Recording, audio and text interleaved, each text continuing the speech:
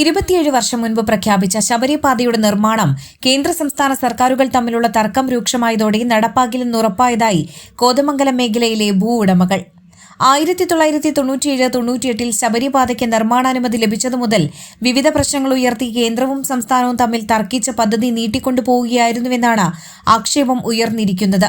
Single ലൈനിനു പകരം double line ആക്കണമെന്ന കേന്ദ്ര നിർദ്ദേശവും ത്രികക്ഷി കരാർ അംഗീകരിക്കില്ലെന്ന സംസ്ഥാന നിലപാടും ഇപ്പോൾ പദ്ധതിയെ പൂർണ്ണമായി അവതാളത്തിലാക്കിയിരിക്കുകയാണെന്ന് ഭൂവുടമകൾ പറയുന്നു. സ്ഥലം അക്വയർ ചെയ്തതിനാൽ വിൽക്കാനോ പണയപ്പെടുത്താനോ കഴിയാത്ത അവസ്ഥയാണ് ഭൂവുടമകൾ നേരിടുന്നത്. ഏത് സമയവും വീടൊഴിയേണ്ടി വരുമെന്ന സാഹചര്യമുള്ളതിനാൽ ചോർന്നൊലിക്കുന്ന വീടുകൾ പോലും പുതുക്കി പണിയാൻ സാധിക്കുന്നില്ല.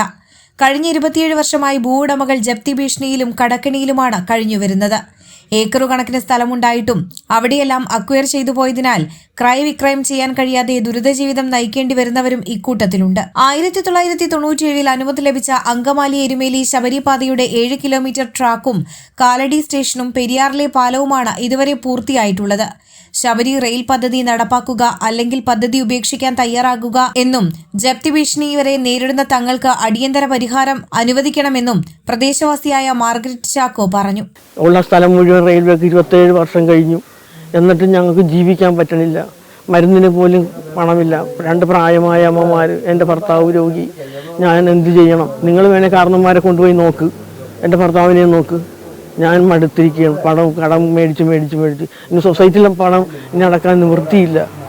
ജപ്തിയാണ്. പണം അടച്ചില്ലെങ്കിൽ നിങ്ങളെ ജപ്തി ചെയ്യും. ഞങ്ങളെല്ലാവരും കൂടെ ജപ്തി ചെയ്ത് കൊണ്ടുപോയിക്കോ ഗവൺമെൻറ് വേണമെങ്കിൽ.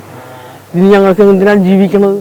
ഈ റെയിൽവേക്ക് കല്ലിട്ട് നശിപ്പിച്ചും പിന്നെ ഞങ്ങളെങ്ങനെ ജീവിക്കണത്? പദ്ധതി നടത്തിപ്പുമായി ബന്ധപ്പെട്ട കേന്ദ്ര സംസ്ഥാന സർക്കാരുകൾ തമ്മിലുള്ള തർക്കം രൂക്ഷമായതോടെ സമീപകാലത്തൊന്നും ഈ പാത വരില്ലെന്ന് വ്യക്തമായെന്നും അതിനാൽ പദ്ധതി ഉപേക്ഷിച്ച ഇരകളായവർക്ക് നഷ്ടപരിഹാരം നൽകണമെന്നും ആക്ഷൻ കൗൺസിൽ കൺവീനർ ഗോപാലൻ വെണ്ടുവഴി പറഞ്ഞു.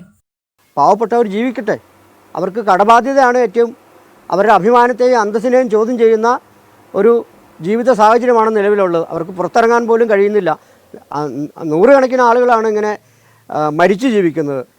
അപ്പോൾ അവർക്ക് സർക്കാർ ആദ്യം ചെയ്യേണ്ടത് ബാധ്യത തീർക്കാനുള്ള ഒരു പാക്കേജ് അനുവദിക്കണം. കുറച്ച് പൈസ മുൻകൂറായിട്ട് നൽകുകയും ചെയ്യണം. അത് കഴിഞ്ഞ് ശബരിപാത നിശ്ചയപ്രകാരം ഉപേക്ഷിക്കുകയോ അത് നിർമ്മാണ പ്രവർത്തനം തുടങ്ങുകയോ ചെയ്യാവുന്നതാണ്.